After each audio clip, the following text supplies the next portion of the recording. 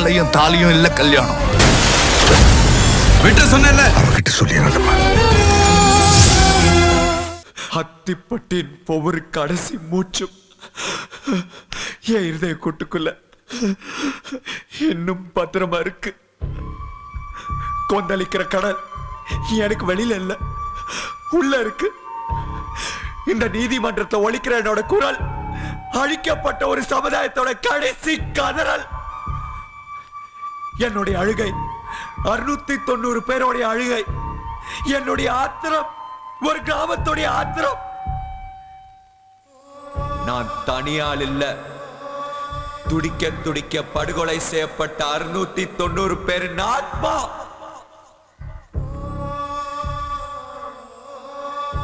உங்க அத்திப்பட்டி அழிஞ்சதுக்கு காரணம் நீங்க கொலை செஞ்ச அதிகாரிங்க இல்ல, அரசியல்வாதிங்க. அந்த எம்எல்ஏ நியாயப்படி நீங்க அவரை தான் தண்டிச்சிருக்கணும். அவன் செஞ்ச தப்புக்கு மக்கள் எப்போ தண்டனை கொடுத்துட்டாங்க.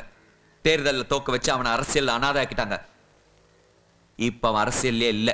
ஆனா இந்த மாதிரி அதிகாரிங்க இப்போ இந்த நாட்டோட தலையெழுத்தை நிர்ணயிக்கிற பதவியில இருக்காங்க. அரசியல்வாதிகளை ஊழல்வாதிகளை மாத்திட்டு இருக்காங்க. இவ்வளவு தெளிவா பேசுற நீங்க, சட்டப்படிப்புல தங்க பதக்கம் வாங்கின நீங்க இப்படி சட்டத்தை கையில எடுத்துட்டீங்களா? அது என்ன விதத்துல நியாயம்? நான் சட்டத்தை கையில எடுக்கலன்னா அத்திப்பட்டிங்கிற ஊர் இருந்ததும் அங்க நடந்த கொடுமைகளும் யாருக்கும் தெரியாமலே போயிருக்கும். அத்திப்பட்டியில பெட்ரோல் இருக்குன்னு சொன்னா தோண்டி இருப்பாங்க, தங்கம் இருக்குன்னு சொன்னா தோண்டி இருப்பாங்க. மை லார்ட், 690 பணம் இருக்குன்னு சொன்னா தோண்டி இருக்கவும் மாட்டாங்க. அது காரணமா இருந்தவங்க அது தோண்ட விட்டுருக்கவும் மாட்டாங்க. அது தோண்ட வைக்கத்தான் நான் சிபிஐயும் போலீஸையும் தூண்டி விட்டேன். இவ்வளவு ஆதாரங்களோட அவங்க 3 பேர் இந்த கோர்ட்ல நிறுத்திருந்தா சட்டம் அவங்களுக்கு தண்டனை கொடுத்திருக்கும். என்ன தண்டனை கொடுத்திருப்பீங்க? குற்றவாளிக்கு அதிகபட்ச தண்டனை இபிகோ செக்ஷன் 302 மரண தண்டனை. அவங்க உயிரை எடுக்கிறது தான் நீங்க கொடுக்கிற அதிகபட்ச தண்டனைனா அது எங்க அப்பா அத்திப்பட்டிலே கொடுத்திருப்பாரு. மரணம்ங்கிறது 1 நிமிஷ வேதனை. 690 பேரை கொண்டவங்களுக்கு இதுதான் தீர்ப்பா? அதுக்கு தான் ஆயுள் தண்டனை இருக்கே. அவங்க வாழ்நாள் முழுக்க வேதனைப்பட. தப்பு பண்ணிட்டு ஜெயிலுக்கு போற விஐபிங்கெல்லாம் வெளியில இருக்கிறத விட உள்ள உல்லாசமா இருக்காங்க. ஜெயில இருக்கிற அதிகாரிங்க அவங்களுக்கு வேண்டியதெல்லாம் செஞ்சு கொடுக்கிற அடிமைகளா இருக்காங்க. மரண தண்டனை கொடுக்க வேண்டாம்னு சொல்றீங்க, ஆயுள் தண்டனையும் வேண்டாங்கிறீங்க. அப்ப அவங்க வெளியில விட்டலாம்னு சொல்றீங்களா? ஆமா, அவங்க வெளியில இருக்கணும், உயிரோட இருக்கணும். ஆனா ஒவ்வொரு நாளும் சாகணும். அப்படி ஒரு தண்டனையை கொடுக்க உங்க சட்டத்துல இடம் இருக்கா? அப்படியே இருந்தாலும் உங்களால கொலை செய்யப்பட்டவங்களுக்கு எப்படி தண்டனை கொடுக்க முடியும்? என்ன தண்டனை கொடுக்க முடியும்? அவங்க இன்னும் சாகல, உயிரோட தான் இருக்காங்க. என்ன சொல்றீங்க? அவங்க உயிரோட இருக்காங்களா? ஆமா மை லார்ட், நான் சொல்ற தண்டனையை கொடுக்கறதா இருந்தா அவங்கள கொண்டு வந்துங்க நிறுத்துறேன். குற்றவாளி கூண்டில் நிற்பவரை தீர்ப்பு சொல்வேன் என்பதை எந்த நாடும் எந்த சட்டமும் அனுமதிக்காது. இந்த கோர்ட்டும் அனுமதிக்க கூடாது.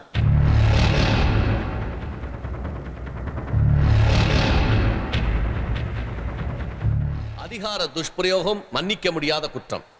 அரசாங்க சொத்தை அபகரித்ததும் இல்லாமல் ஒரு கிராமத்தையே அழித்த பாவத்தை செய்த இவர்களை எப்படி தண்டிக்க வேண்டும் என்று நீங்கள் எதிர்பார்க்கிறீர்கள்? Objection my Lord. Mister public prosecutor, சட்டத்தில் உங்களுக்கு எந்த அளவுக்கு உரிமை இருக்கிறதோ அதே உரிமை குற்றம் சாட்டப்பட்டவருக்கும் இருக்கிறது. உங்கள் கருத்துக்களுக்கு இந்த நீதிமன்றம் எந்த அளவிற்கு மதிப்பளிக்கிறதோ அதே போல குற்றவாளி கூண்டிலே நிற்பவரின் கருத்துக்களுக்கு மதிப்பளிக்க வேண்டிய கடமை இந்த நீதிமன்றத்துக்கு இருக்கிறது. You may proceed. நான் சொல்றதுக்கு முன்னால தயவு செய்து நாம எல்லாரும் ஒரு விஷயத்தை யோசிக்கணும்.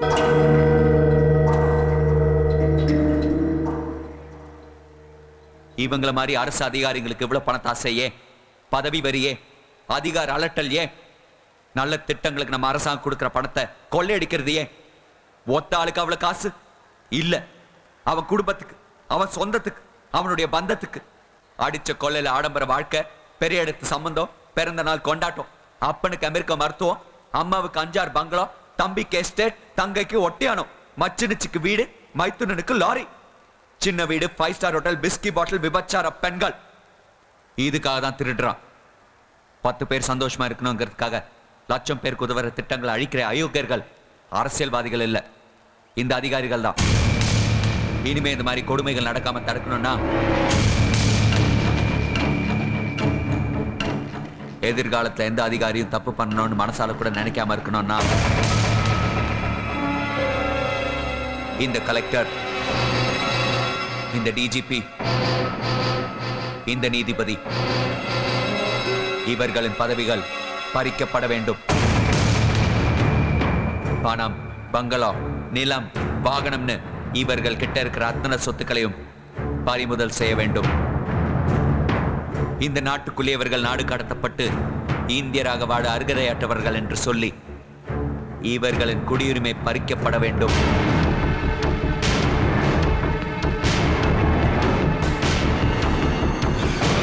இவர்களுடைய மனைவி, தாய், தகப்பன், மாமன், மாமி, மகன், மகள், சித்தப்பன், பெரியப்பன், பேரன், பேத்தி, இவர்களுக்கு பெண் கொடுத்தோர், பெண் எடுத்தோர், பிள்ளைக்கு பெண் கொடுத்த வேட்டகத்தார், அவர்களுக்கு பெண் கொடுத்தோர் என்று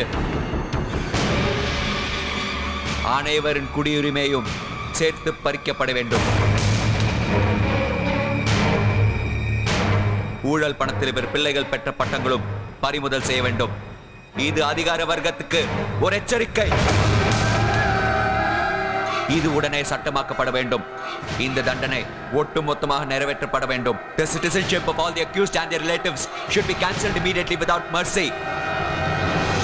மிஸ்டர் சிட்டிசன், இவங்க செஞ்ச தப்புக்கு தண்டனை கொடுக்கிறது நியாயம். அவங்க குடும்பத்தாருக்கும் அதே தண்டனை கொடுக்க சொல்றீங்களே, இது எந்த விதத்துல நியாயம்? இந்த நாடு நல்லா இருக்கணுங்கிறதுக்காக அத்திப்பட்டி அழிஞ்சதா நான் நினைச்சுக்கிறேன்.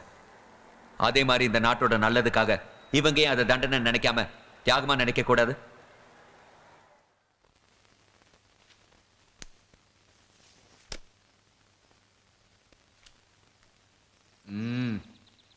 சொல்லுங்க. நீங்க நினைக்கிறாப்புல இல்ல. பேரண்ட்ஸ் கிட்ட பணம் வாங்குறது எதுக்காக சார்? ஸ்கூலுக்குள்ள 4 ஸ்விம்மிங் பூல் கட்டணும், ஸ்கூலுக்கு பசங்க வரதுக்கு ஏசி பஸ் எல்லாம் வாங்கணும். இதெல்லாம் புரிஞ்சுக்கலன்னா எப்படி? யாரு? நானா? புரிஞ்சுக்காம கலெக்டர் மாவனும் டாக்டர் மாவனும் படிக்கிற பள்ளிக்கூடத்துல ரிச்சாக்கார மாவனும் மூட்டை தூக்குற மாவனும் படிக்கணும்னு நினைக்கிறான் பாத்தியா? அது உனக்கு புரிஞ்சுக்காத மாதிரி தான் தெரியும். 5 or 10 வாங்கிக்கிட்டு இருந்த இடத்துல 50,000 1 லட்சம் போனா சொந்த தொழில அடகு வச்சுட்டு நடு ரோட்ல போயிடுவாங்கன்னு சொல்ல வந்த பாத்தியா? அது உனக்கு புரிஞ்சுக்காத மாதிரி தான் தெரியும். பச்சரிசியில் ஆணு எழுதுறதுக்கு எதுக்கு 50,000 சொல்லு. அப்ப பணம் இல்லாம இவ்வளவு பெரிய ஸ்கூலை நாங்க எப்படி நடத்துறது? நடத்தலாம். 2 நகை கடை, 4 தியேட்டர், 1 ஷாப்பிங் காம்ப்ளெக்ஸ், ஏரியாவுக்கு 3 வீடுன்னு சம்பாதிச்சிட்டீங்கல்ல, அது போதும். இருக்கிற பணத்தை ஏழை பாளையங்களை படிக்க வைங்க. படிப்புக்கு காசு வேணும்னா நான் தரேன். ஆனா அந்த படிப்பே காசால தான்னா நான் தரவே மாட்டேன். இப்ப படிப்பெல்லாம் வேற மாதிரி போய்கிட்டு இருக்கு. உங்க மனசுல எஜுகேஷனை பத்தி என்ன நினைப்பு? நினைப்பு ரெட்ங்கிற நினைப்பு. R for revolution, E for education, D for developmentங்கிற நினைப்பு. இந்த 3 இங்கிலீஷ் தான் தெரியுங்கிற நினைப்பு. எல்லாருக்கும் கல்வி போய் சேரணுங்கிறதுக்காக ஊசி அந்த தவ இருக்கிறாளே சரஸ்வதி, அது வீணாயிடக்கூடாதுங்கிற நினைப்பு. தமிழ்நாடு கல்வியில பீகார் ஆயிடக்கூடாதுங்கிற நினைப்பு. கேரளாவை ஆகணுங்கிற நினைப்பு. ஏழையும் எழுத்தையும் பிரிச்சிடக்கூடாதுங்கிற நினைப்பு. பிச்சை எடுத்தாவது படிக்கணுங்கிறது வள்ளுவனோட நினைப்பு.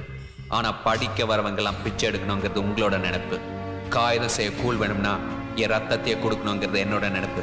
புத்தகம் செய்ய நூல் வேணும்னா என் அரும்பியை கொடுக்கணுங்கிறது என்னோட நினைப்பு. இந்த நினைப்பு தாண்டா இந்த ரெட்டோட பொழப்பே. அப்ப முடிவா என்னதான் சொல்றீங்க? நான் சொன்னதெல்லாம் முடிக்க சொல்றேன். அப்படி செய்யாட்டி ரெட்டி இவனுகிட்ட சேனல் 2ல பேசு, சீட்டு கேளு. இல்லாட்டி இவன் பாடி சிஸ்டத்துல ஒரு பீஸ கேளு. ஜெயில் செங்கல்லாம் எடுத்து பள்ளிக்கூடம் கட்டணும்னு பெரியவங்க சொல்லியிருக்காங்க. ஆனா நீ பேசுறத பார்த்தா இந்த பள்ளிக்கூடத்து செங்கல்லாம் எடுத்து உன சமாதி கட்டணும்னு நான் நினைக்கிறேன். என்ன ரவுடித்தனம் பண்றீங்களா? 4 வார்த்தை சொல்லி கொடுக்கிறவன் காலை கழுவி விடணும்னு நினைக்கிறேன். என்ன பார்த்தா சொல்ற? பாடம் சொல்லி கொடுக்கிற வாத்தியாருங்கிறனால பொறுமையா பேசிக்கிட்டு இருக்க. ஏய், இந்த ஏழைங்களுக்கெல்லாம் வக்காலத்து வாங்குறதுக்கு நீ யாரு? 100 கோடி பேர்ல ஒரு ஆள், 6 கோடி பேர்ல மொத்தால்.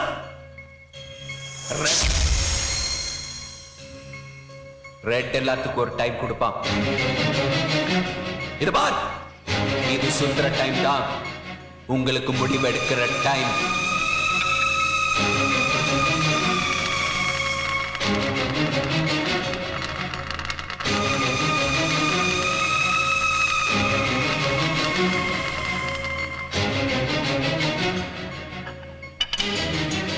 நீங்க சொல்றபடியே செய்யறேன்.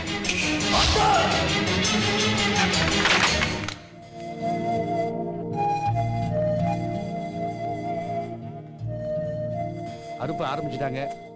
பாதி இல்லாம நல்லபடியா வந்திருக்கு. தெக்கு தோட்டம் மட்டும் கொஞ்சம் வாட்டமா இருக்கு. தண்ணி பிரச்சனை நல்லபடியா முடிஞ்சிட்டு அதுவும் கைக்கு வந்துடும். அதான் எம்எல்ஏ சொல்லிட்டாரே, மந்திரிட்ட பேசி பிரச்சனையை தீர்த்துறேன்னு. எம்எல்ஏ தீத்துருவார், உடனே தீத்துருவார். மாமா மல்லி பிடிக்க போறேன். ஏய் குட்டி பாத்து கீழே விழுந்துற போற. டேய் அது புறாவுக்குடா. போடா கூட போடா. எப்ப பாரு தின்னுக்கிட்டு. ரெண்டு எடுத்து வாயில போட்டேன். அதுக்கு போய் சின்னையாகிட்ட எடுத்து சொல்லி பொறுப்பை ஒப்படைச்சிருவோம். வணக்கம் தம்பி. உங்களை பார்க்கத்தான் வந்தோம். நம்ம ஊர் காளியம்மன் கோயில்ல 20 வருஷமா ட்ரஸ்டியா பெரிய வீட்டுக்காரர் தான் இருக்காரு. வருஷா வருஷம் விசேஷம் போக்குவரத்துன்னு நடக்கும். அதுக்குன்னு கணக்கு வழக்கு எதுவும் நாங்களும் கேட்டதில்ல, அவரும் கொடுத்ததில்ல. எங்க கூலி மாதிரிங்க.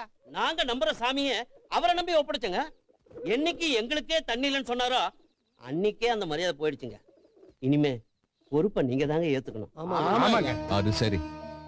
இப்பெல்லாம் பதவிங்கிறது தோல்ல மாட்டிக்கிற துண்டு இல்லைங்க, பெரிய மூட்டை. அதை சுமந்த அடுத்தவன் கஷ்டத்தை சுமக்க முடியாது. அதான் எனக்கு இதெல்லாம் வேண்டாங்க.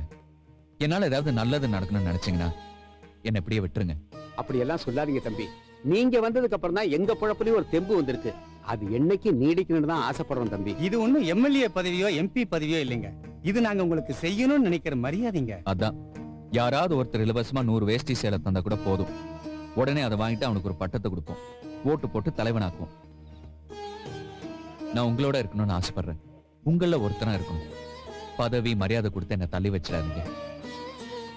அப்புறம் உங்க இஷ்டம். நாங்க வரோம். போயிட்டு வாங்க.